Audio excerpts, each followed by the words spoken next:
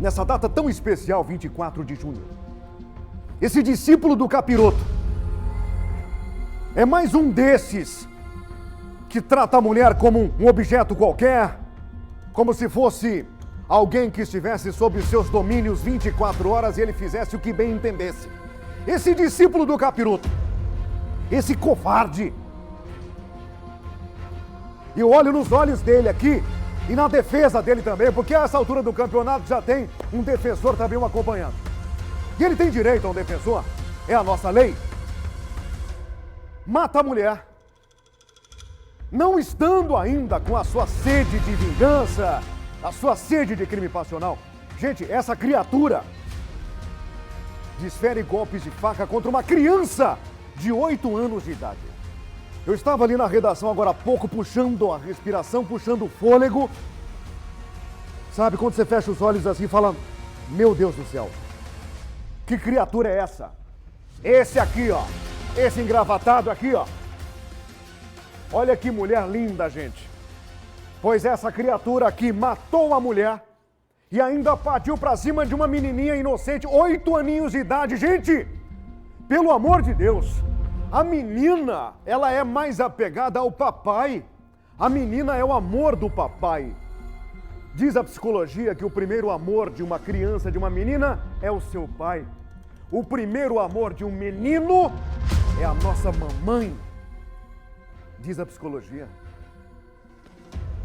E essa criatura aqui, sabendo que a sua filha estava ali, o amorzinho, com tanto carinho que os casais tratam a menininha, quando a menininha é a caçula, a menininha é a mais velha, aquela preocupação toda, o trato, o cuidado, a transformação, a pré-adolescência, a fase da juventude. Essa criatura aqui pega uma faca e parte para cima da menina de 8 anos. 8 anos! Você que chega agora na tela do Cadeia Neles. A partir desse momento, esse programa faz um compromisso com você e com as famílias de Lucas do Rio Verde, com as famílias envolvidas nesse caso. A gente vai abraçar esse caso a partir de agora e fica aqui o compromisso feito com você. Nós não vamos deixar esse caso aqui chegar no esquecimento.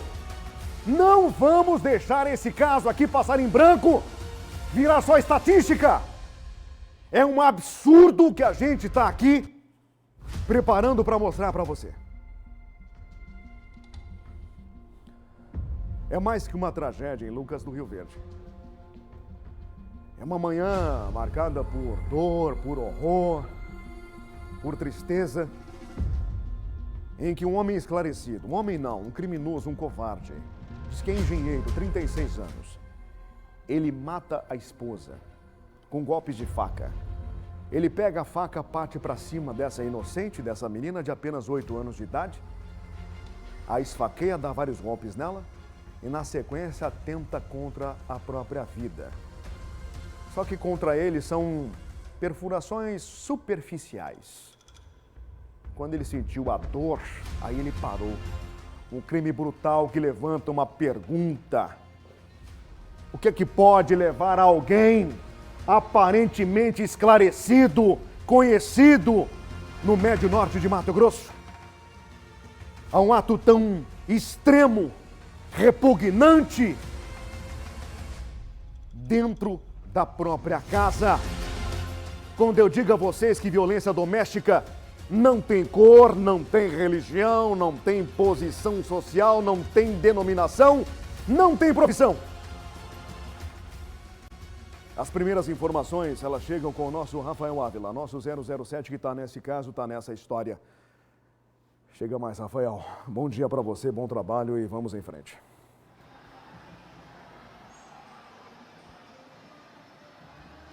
Bom dia, Daniel. Bom dia para você que acompanha o Cadeia Neles também. Mais uma manhã triste, mais um caso de feminicídio no estado do Mato Grosso. Esse crime brutal que chocou não só quem mora no Médio Norte, em Lucas do Rio Verde, mas também todo o estado do Mato Grosso. O engenheiro agrônomo Daniel Frasson de 36 anos, é o principal suspeito de matar a sua esposa, de depois esfaquear a própria filha de 8 anos e tentar contra a própria vida logo em seguida. A esposa de Daniel foi identificada como Gleice Kelly Geraldo. Ela foi encontrada sem vida sobre a cama com pelo menos 8 perfurações no corpo, principalmente no tórax e no pescoço. A filha do casal, a menininha de 8 anos, que também foi atacada com golpes de faca, foi socorrida por populares. Foi levada ao hospital e até o momento segue em recuperação médica. Quem vai falar mais sobre esse caso é o comandante da Guarda Municipal, J. Lima, que atendeu a nossa equipe e traz os detalhes de como se encontra a garota. Da criança, ela sofreu 7 perfurações, né? 4 nas costas e 3 na frente. Ela está sendo sedada ali pelos médicos, sendo atendida ali pelo pronto atendimento e tão logo será encaminhado para a UTI. A preocupação que existe agora nesse exato momento é achar uma vaga de UTI para essa criança que realmente ela está em situação gravíssima. Tá concernente ao suspeito, ao cidadão que cometeu esse crime bárbaro, ele se encontra estável, né, segundo a informação dos médicos. Já foi feita uma cirurgia, e essa cirurgia ele está no aguardo ali, sob observação médica, né? Já está preso, né? Mas está ainda sob os cuidados médicos. E qual teria sido a dinâmica? Já é possível falar como teria sido essa dinâmica do todo o fato ocorrido dentro da casa? Se fala-se muito da depressão, que ele, segundo a informação, ele vinha sofrendo essa doença terrível, né? E não sabe o porquê dessa situação de hoje que aconteceu, que realmente porque, né? Com certeza ele estava em situação bem complicada, em estágio bem complicado e acabou tirando a vida da sua esposa e tentou a vida ali da sua filha. As vítimas estariam dormindo no momento do ataque? Não temos essa informação ainda, está sendo feito o levantamento aí pela Politec, né? E tão logo saberemos dessa informação.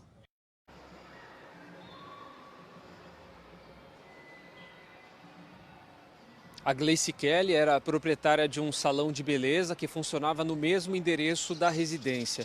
E agora a Polícia Civil investiga todo esse caso. Lembrando que de segunda-feira da semana passada até hoje já são 5 feminicídios em todo o estado do Mato Grosso. Daniel.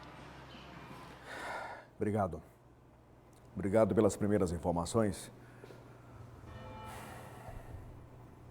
Minhas amigas, meus amigos.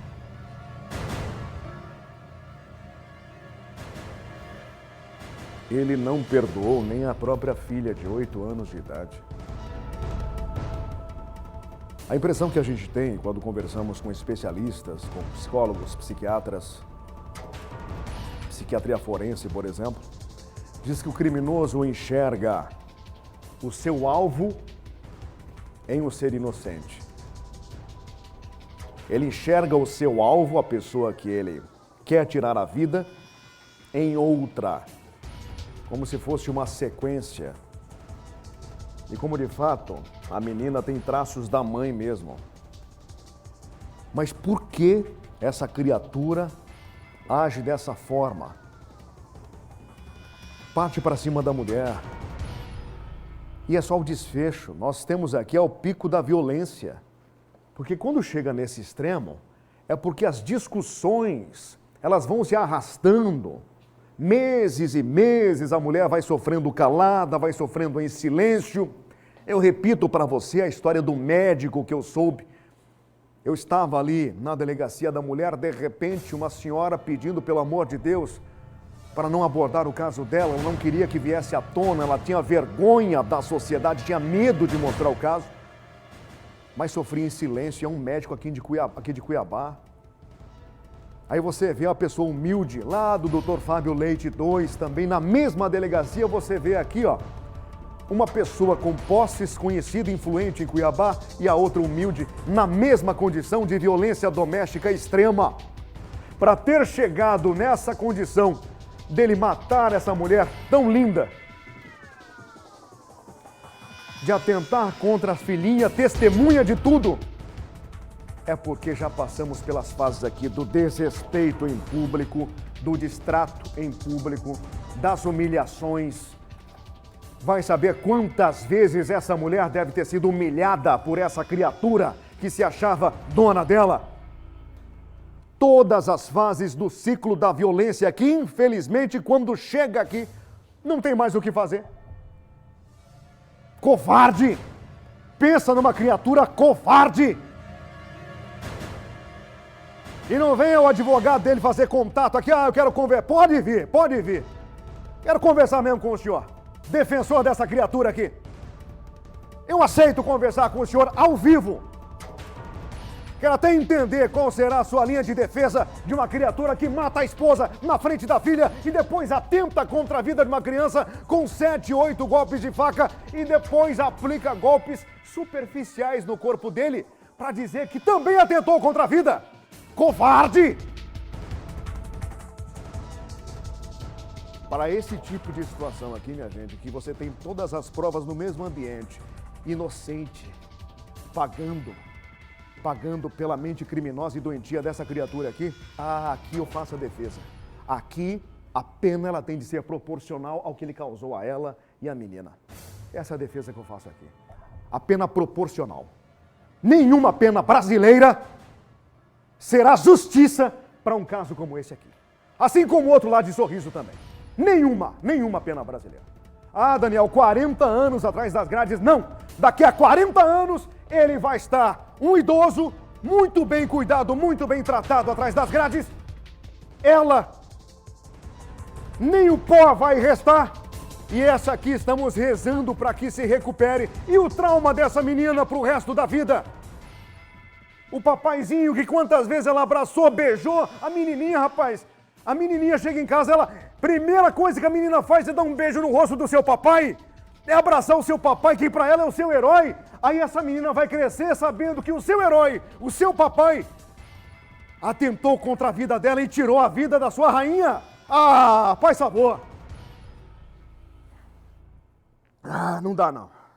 Desculpe aí, mas não dá não.